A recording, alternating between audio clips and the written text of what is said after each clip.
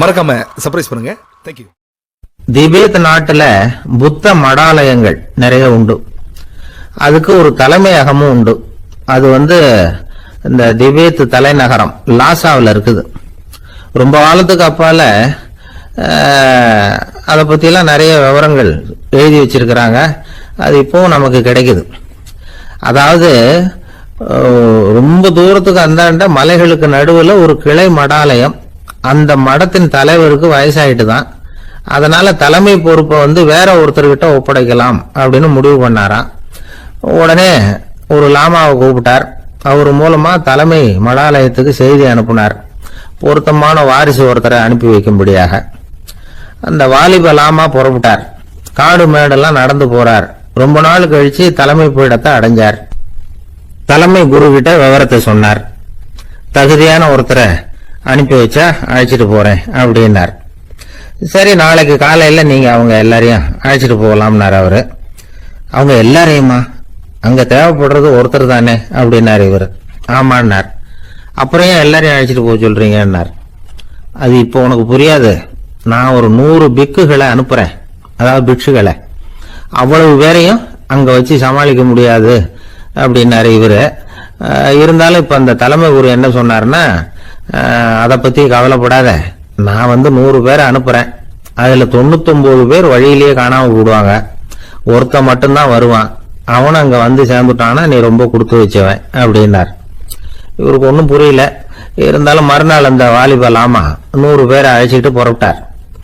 போற வழியிலேயே பல பேர் அங்கங்க பிச்சுட்டு போட்டாங்க. அவர் சொன்னது மாதிரியே வழியில அவங்க ஊர்கள் இருந்ததுதான் காரணம். அப்பா அம்மாவை பார்த்துட்டு வரேன் அப்படின்னு கொஞ்சம் பேர் போனாங்க.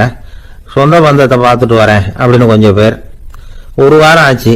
இப்ப மிஞ்சினது 10 பேர் தான். வழியில ஒரு நகரம்.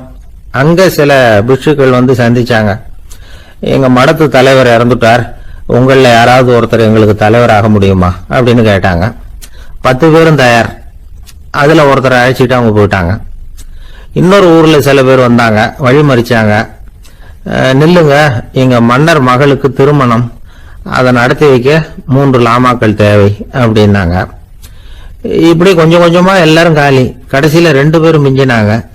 அங்க ஒரு இளம்பெண் எதிரில் வந்தா. எங்க அப்பா வேட்டைக்கு போயிருக்கிறாரு, இன்னும் திரும்பி வரல. வீட்டுல வேற யாரும் இல்ல, தனியா இருக்க பயமா இருக்கு, யாராவது ஒருத்தர் எனக்கு துணையா இருக்கணும் அப்படின்னு கேட்டுக்கிட்டா. எங்க 2 பேர்ல நீயே ஒருத்தரை தேர்ந்தெடுத்துக்கோ, இல்லைன்னா எங்களுக்குள்ள சண்டை வந்துடும் அப்படின்னாங்க. இப்ப மிஞ்சினவர் ஒருத்தர். அவருக்கும் ஒரு சோதனை வந்தது. ஒரு தர்க்கவாதி எதிரில் வந்தா, உன்னோட வாதம் பண்ணணும்னா. இவனோட வாதம் பண்றேன், அது முடிய ரொம்ப காலம் ஆகலாம். தர்க்கத்துல நான் ஜெயிச்சா அங்க வரேன், இல்லைன்னா இவருடைய சீடன் ஆயிடுவேன் அப்படின்னாரு அவரு. கடைசியா அழைக்க வந்த வாலிப லாமா மட்டும் வெறும் கையோட திரும்பி போனார். அங்க இருந்த வயசான மடாதிபதி கேட்டார், எத்தனை பேர் அங்கிருந்து புறப்பட்டீங்கன்னார். என்னையும் சேர்த்து 101ன்னாரு அவரு.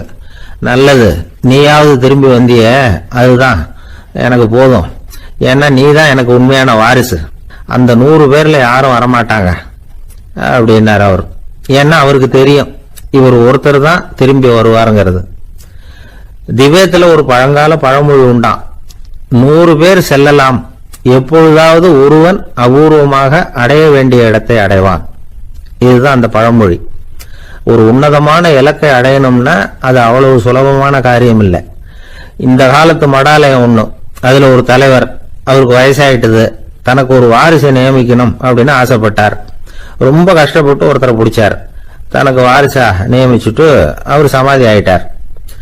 புதுசா பொறுப்பேற்றுக்கிட்டவர் அப்படியே உட்கார்ந்துருந்தாரு. அவரை தேடிட்டு பத்திரிகை நிருபர்கள்லாம் வந்தாங்க, கேட்டாங்க.